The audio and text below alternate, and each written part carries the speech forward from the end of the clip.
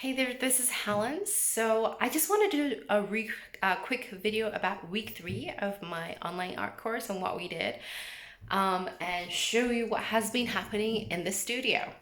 Okay, so for week 3, we were really exploring plane shifts, shading, values. So what we did was we got the homework to create some cardboard boxes, right? And put some lighting, 45-degree lighting on it, and just draw it in charcoal. So we're learning how to draw with charcoal, soft charcoal, hard charcoal, compressed charcoal, and how to really subtract out of the charcoal with erasers and create, the different values that's in a drawing, right? Or in a still life. And from there, we took the same concept of, looking at different planes and angles and lines, and we transferred that into a charcoal portrait. So this is one I did of Audrey here. We got a number of different sources. It was really hard to choose, but this is the one that called to me the most. I just love her, just the shape of her eye and her lips and that little round tip in her nose that I really wanted to capture. Yeah, anyway, and just the shape of her eyebrows. So I really wanted to really immerse myself into that, and I did, and I'm pretty happy with the outcome. It's not perfect. There are definitely some things that I can see that I can fix up, but I'm not going to spend any more time on this. And then we took that concept and we took it into a oil painting exercise. Now this is not finished. It only has 2 layers on this so far, but we started with a really loose 3-color kind of quick, just put the paint on to kind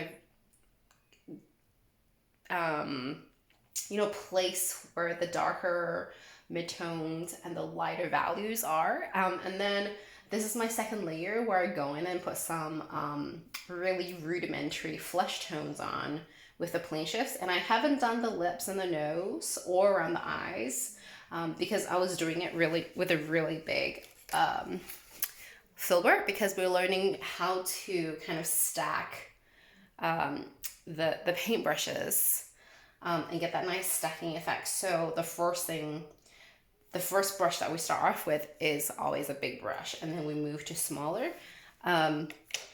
So I have yet to do that, and I'm letting this layer dry before I work on it again. So, let me do a quick update on the finished painting from week 2. I don't know if you remember. So for week 2, we did indirect painting, which is a technique where you start off with really bright colors, and then you put a darker layer on it, and then you subtract out the lighter values, and then you put a opaque layer on. So this is the final result.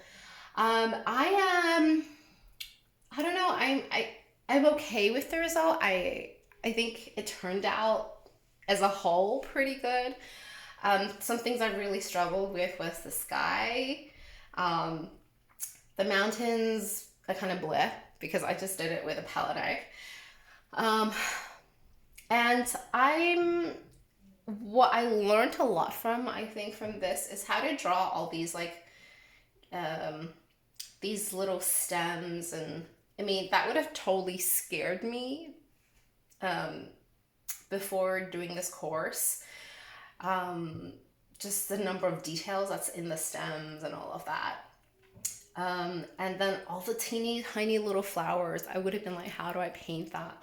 So overall, I'm happy with how it turned out. I used some colors that I don't normally use. I think what I could have done better is definitely the clouds, the sky. And then also what I would love to do next time, if I was to ever do this again, is to just leave more of the scratch marks and the subtractive layer that I put in the second layer, because right now you don't really see that. Maybe a little bit in here, but not very much, because the second layer was super beautiful. So I would have loved to leave more of that. But anyway, it was super good practice. This is the first time that I've painted with this technique. So I'm really glad that I did that and I learned a lot. So that's it for week 3 and week 2.